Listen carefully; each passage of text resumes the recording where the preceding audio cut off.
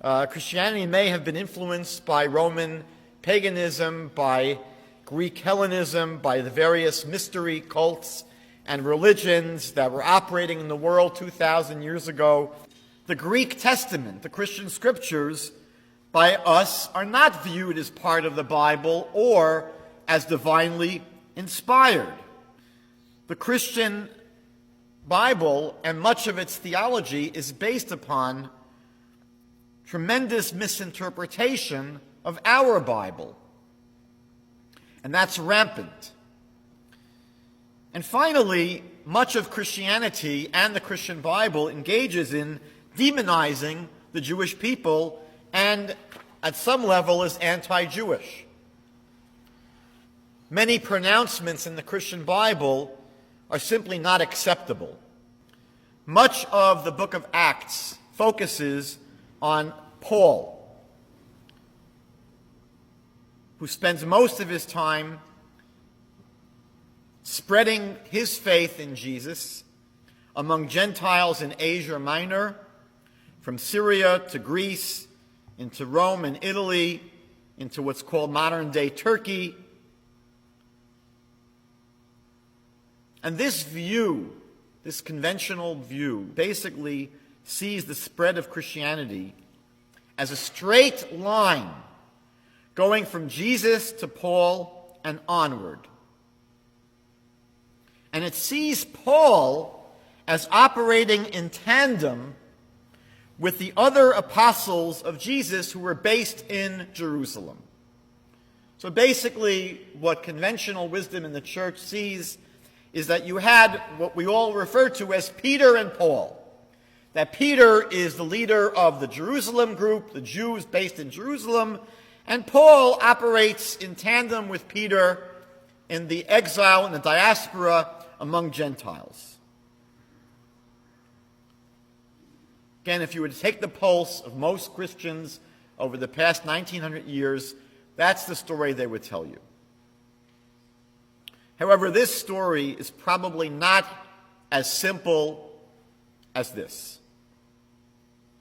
So let's try to understand this slowly. Acts was written, the book of Acts, by someone named Luke, who actually was supposed to have authored one of the Gospels as well. The four biographies of Jesus, Matthew, Mark, Luke, and John. So the same fellow who authored ostensibly the Gospel of Luke also writes this book of Acts, which again is a history of the Jesus movement from the death of Jesus about for another 30 years. Scholars date this book of Acts from somewhere between 90 to 120 of the Common Era. It's relatively late. Now, of the 27 books in the Christian Bible, 13 of them may have been written by Paul, although scholars are really only certain about 7 of them. So when we're trying to understand Paul tonight, I'm going to restrict myself to what are referred to in the scholarly circles as the undisputed texts, letters of Paul. Now, Paul wrote his letters in the 50s. These genuine letters of Paul are undoubtedly a much more reliable record of what really happened in the first decades after the death of Jesus than Luke's account, which is written 40 to 70 years later.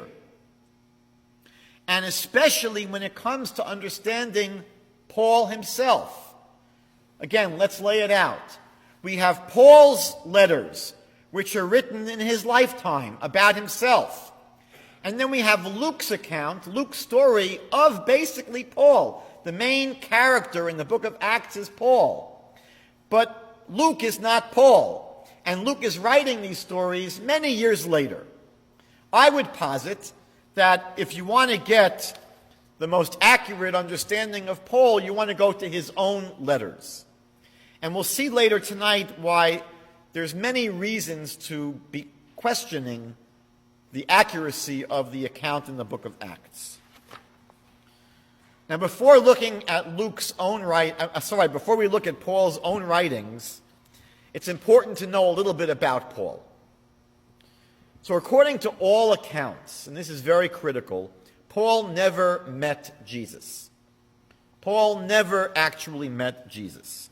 He claims to have originally been violently opposed to the Jesus movement. He claims in his writings, and Luke writes about him in the book of Acts, that Paul violently persecuted the followers of Jesus. Now, these accounts about his original opposition to the Jesus movement are in themselves problematic. They're not so simple. For example, he claims, Paul, about himself, to have been a Pharisee who was a student of Gamaliel. Gamaliel was one of the great chief rabbis at that time, the head of the Sanhedrin. And he claims to have been a student and a follower of Gamaliel. We know, however, at least from the accounts in the book of Acts, that Gamaliel himself did not advocate that the followers of Jesus be persecuted. As a matter of fact, Gamaliel urged his students, leave them alone. Well, leave them alone. And he says, if what they believe in is true, so you can't fight them. If it's not true, their movement will die out. But he doesn't advocate anyone persecute them. Yet Paul, who's claiming to be a disciple of Gamaliel, claims at the same time to be locking them up, throwing into prison, maybe even doing worse to them. Another problem with Paul's account about his own opposition is that he says at one point that he went to pursue and imprison followers of Jesus at the behest of the high priest. Now, at that time, the high priesthood were not Pharisees, they were Sadducees. Pharisees and Sadducees were bitter enemies. So how could he, a follower of Gamaliel and a Pharisee, why would the high priest, a Sadducee, enlist him to do anything? So when you study the accounts that Paul writes about himself and his own opposition to the Jesus movement, there are quite a few holes.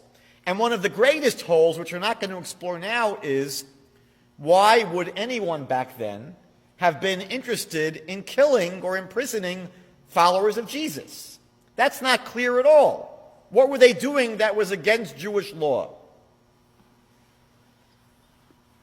Again, the ruling of Gamaliel was, don't touch them, don't bother them. Gamaliel says, I see nothing wrong with what they're doing. It's not exactly clear when, but sometime around the year 37 of the Common Era, Paul claims to have had a visionary experience where Jesus appeared to him on his way to lock up Christians in Damascus. The book of Acts has contradictory accounts of what took place in this encounter with Jesus. In the book of Acts, chapter 9, it says that when Jesus appeared to Paul and spoke to him in this vision, the people who were accompanying Paul actually heard Jesus speaking to Paul. They heard the words of Jesus. Later on in the book of Acts, in chapter 22, when the same story is recounted, it says the people who were with Paul didn't hear anything. Now, in Christian analysis, Christian commentaries to their own Bible, they have tremendous debates about how to understand these words. Maybe it's not speaking about hearing Jesus in chapter 22. Maybe it's just understanding the words. But be it as it may, the texts themselves seem to be a little bit at variance. At this point, it's not entirely clear what happens. So if you understand so far, the story is pretty simple. Paul claims to have been a violent oppressor of the Jesus sect. Around the year 37, he claims that Jesus appeared to him in a vision, basically telling him, look, now you're going to be on my side. But then it's not clear what happens.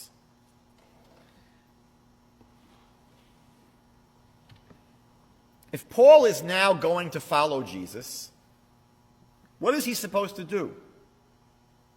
He never met Jesus. He knows nothing about Jesus. He doesn't really know anything that Jesus taught. He has this vision where Jesus says, follow me. So what would make sense? He himself, he claims, has been persecuting the followers of Jesus. He knows where they are. They're all based in Jerusalem. And yet, in his own letters, mainly in the letter to the Galatians, Paul claims that he did not go to meet with anyone. He specifically says, he pointedly says, I did not go to Jerusalem to meet with the leaders of the group there. I wonder why he's boasting about this. Does that make any sense?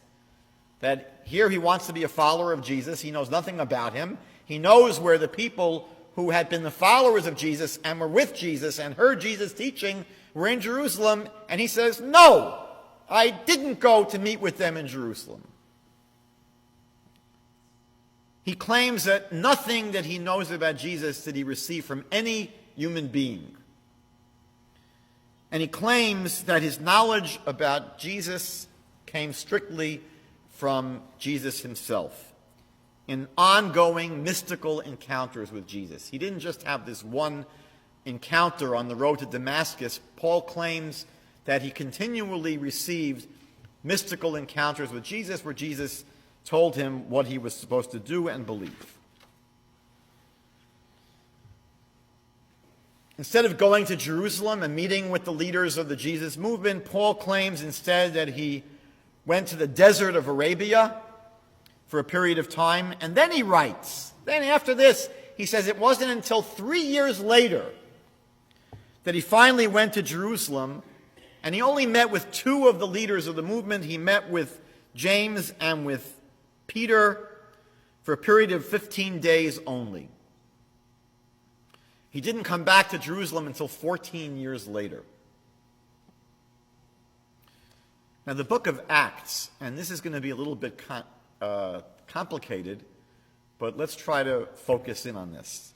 That's the story that Paul tells us in his own letters.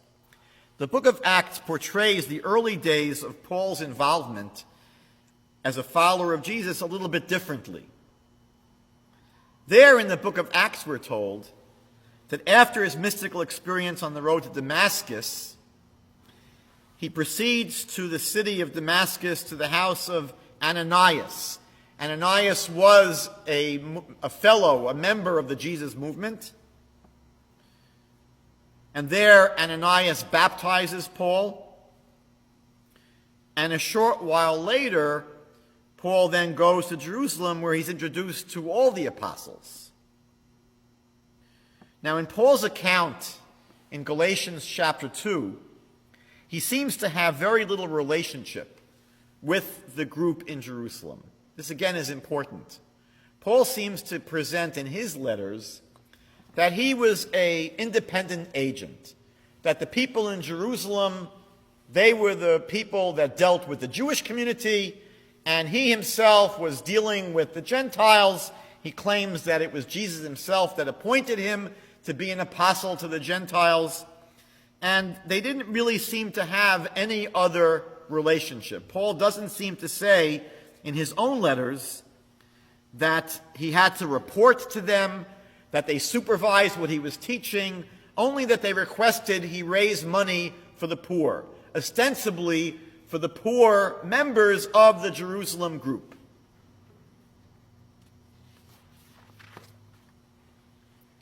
That's how Paul presents the story. Again, Paul's presentation is that he doesn't really have much to do with the Jesus followers in Jerusalem. They basically have their route, their field of operation in Israel among Jews.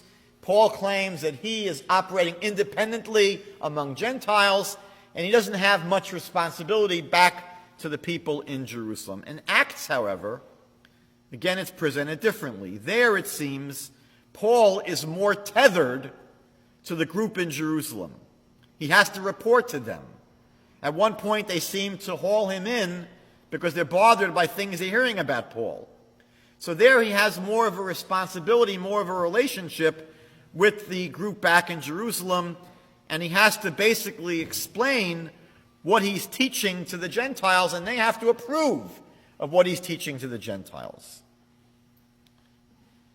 Now, the first clue that the development of Christianity was not as smooth sailing as Christians have believed over the past 2,000 years. Again, what I've started off saying was that the conventional church wisdom is that it was seamless, that you had Jesus, and then it spread through Paul, and it was one basic movement. The first clue that this was not the case emerges from Paul's letters himself. Now, what would happen is this. Paul would travel to different cities, preaching what he repeatedly refers to as my gospel. He calls it my gospel. Apparently, what would happen is, after he went to these cities and he preached and he taught, other followers of the Jesus movement would show up and they would dispute what Paul had taught. So Paul's teachings were being challenged. Almost wherever he went, he was hounded by these other teachers of the Jesus movement, disputing what he was teaching. And Paul would then write letters. That's why these letters are written, basically. The letters that we have in the Christian Bible written by Paul are often letters to the people he had been teaching. And in these letters, he has to warn his students. Paul is warning his students, don't listen to those people. Don't listen to what those people are teaching you. He calls them teachers of another gospel.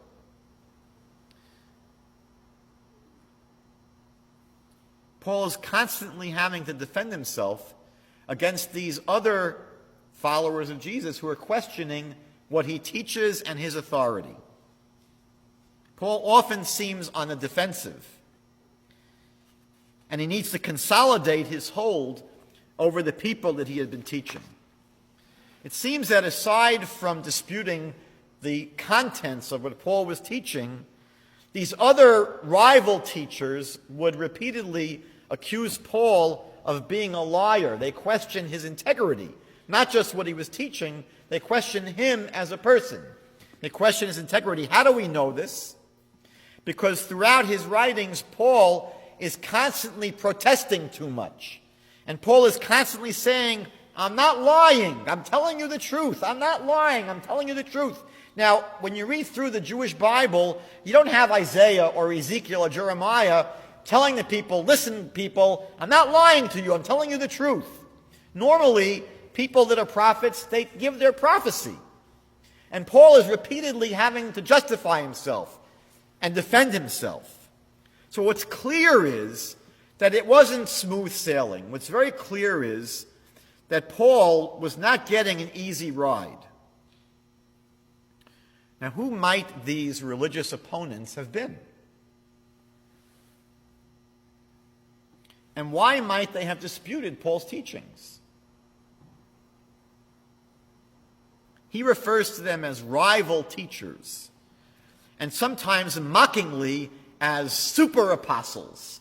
He doesn't believe they're super apostles, but he mocks them sarcastically. And he speaks about those super apostles who are coming to confuse you. Now we should repeat that that Paul never met Jesus, and Jesus never met Paul for that matter. Let's be clear about this. When you read the writings of Paul, if you read his writings, he never mentions Jesus' place of birth. He never mentions anything about Jesus' parents or his family or his close associates. We know, for example, that Jesus was very closely associated and might have been a student of John the Baptizer. Paul doesn't mention John. He doesn't mention anything about where Jesus lived, where he moved to, where he was located. He doesn't refer to any of Jesus' alleged miracles. When you read the Gospels, the 4 biographies of Jesus, that's one of the main themes of the Gospels, are the walking on water and healing people and producing meals out of a little loaf of bread. It's going on every Monday and Donnerstag all over the Gospels. You've got these miracles of Jesus. Paul doesn't cite one miracle. He doesn't relate any of Jesus' teachings.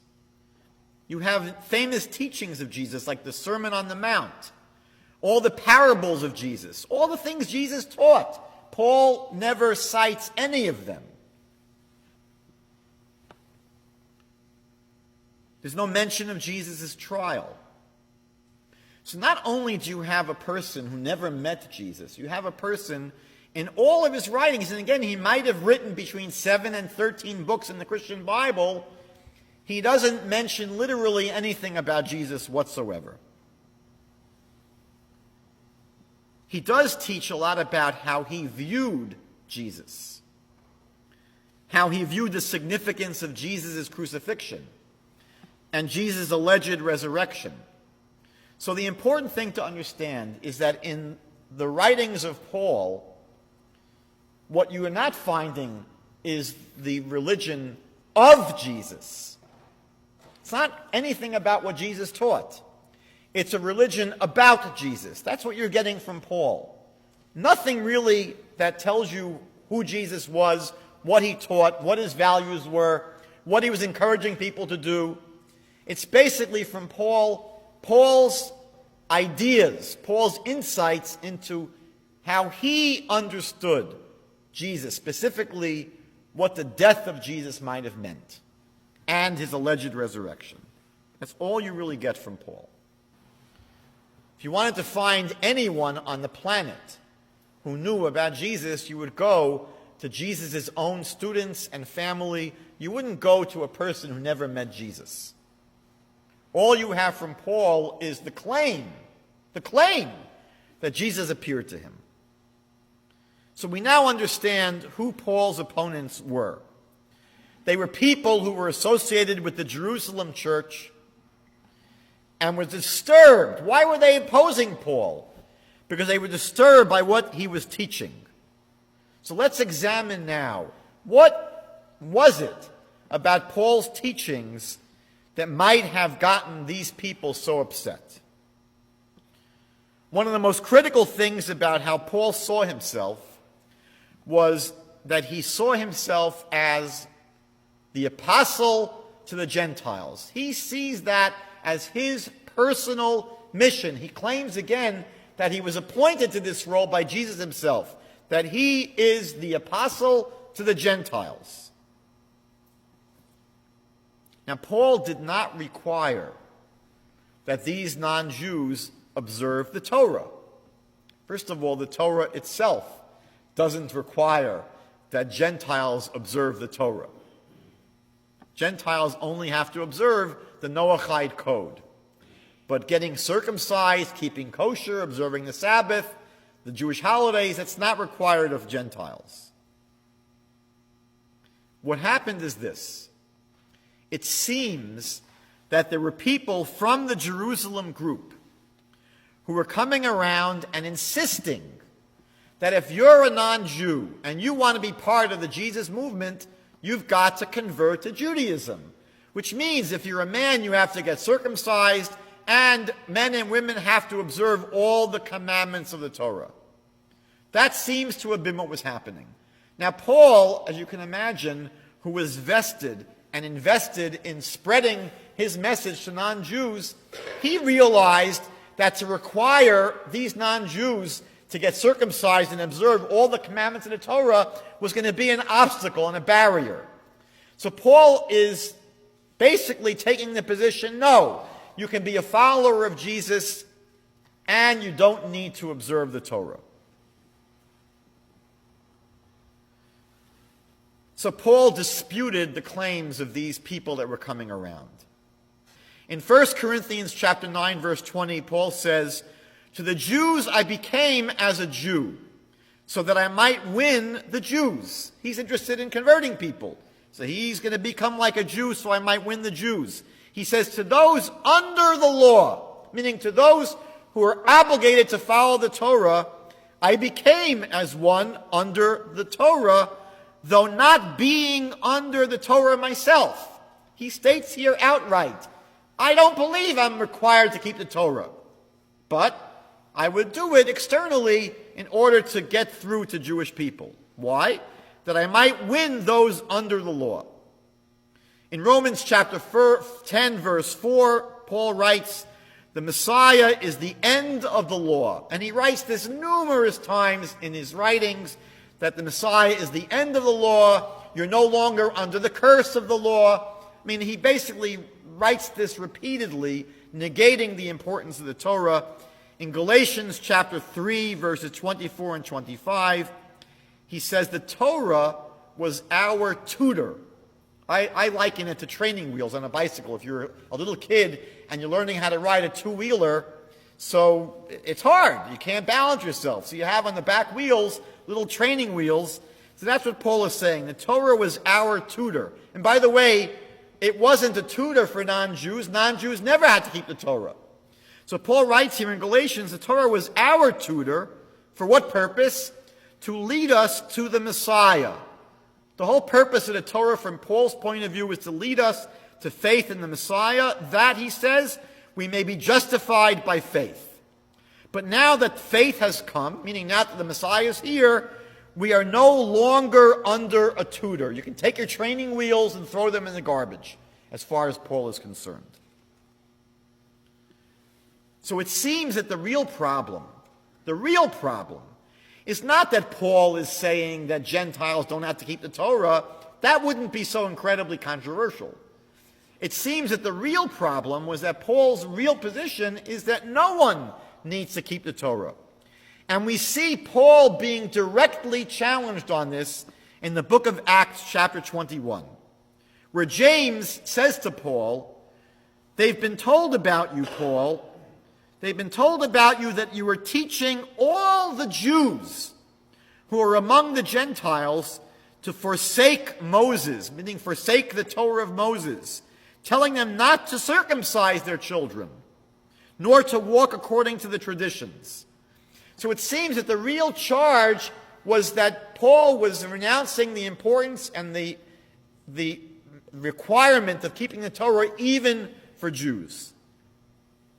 For people who had been students of Jesus and heard throughout their walk with Jesus that you have to keep the Torah, this was an absolute scandal. Now, the truth is, Paul had a particular issue with circumcision. Of all the parts of the Torah that really annoyed him, circumcision was the worst. Possibly because it was such a primal identifier of who a Jew was, and in his mind might drive a wedge between Jews and Gentiles.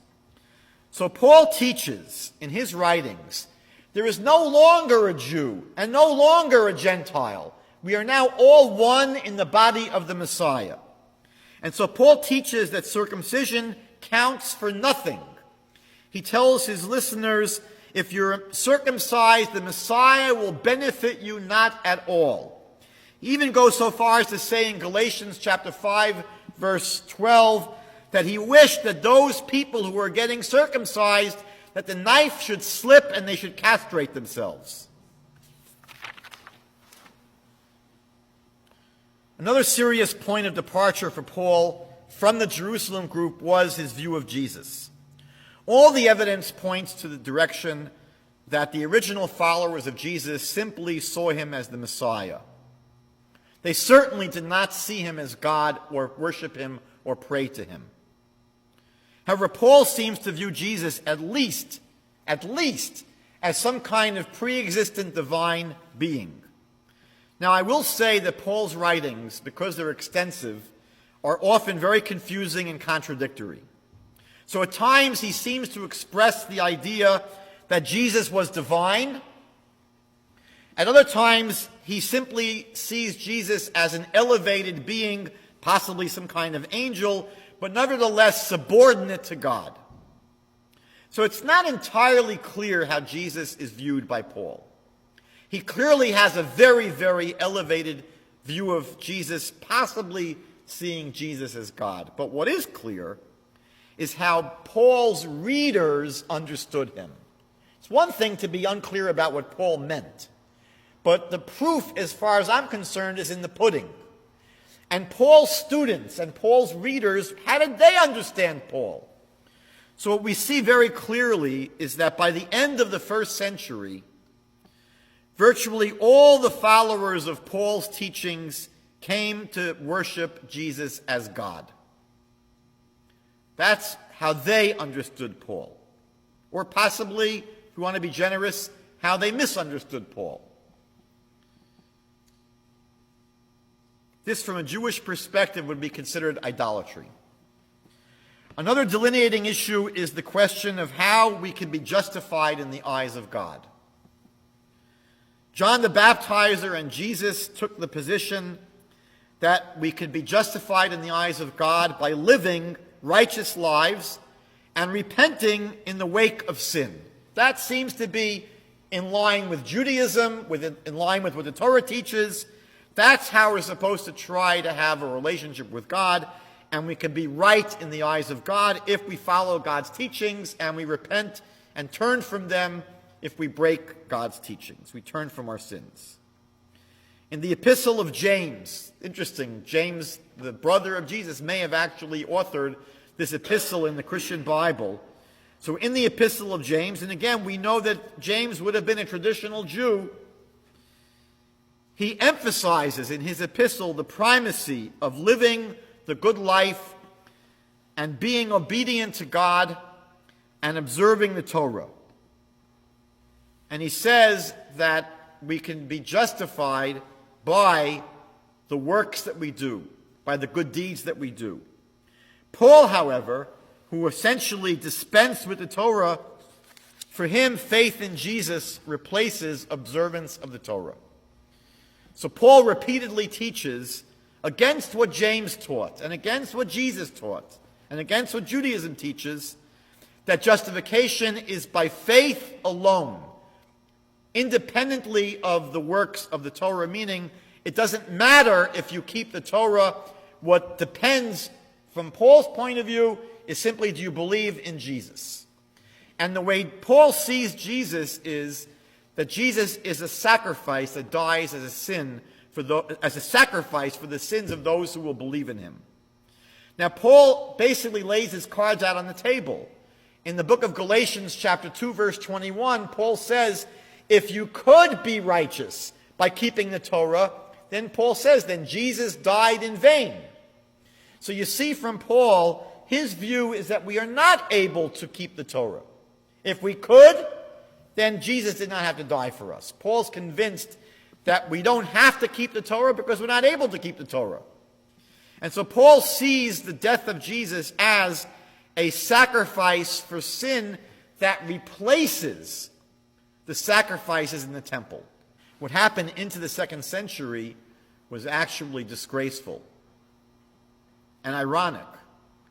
That Paul, who was the first heretic, when you think about it, Paul, who was the first Christian heretic, in his very, very significant divergencies from what Judaism taught and from what Jesus himself taught, that Paul basically launches a group that ends up being the persecutor of the original followers of Jesus as heretics.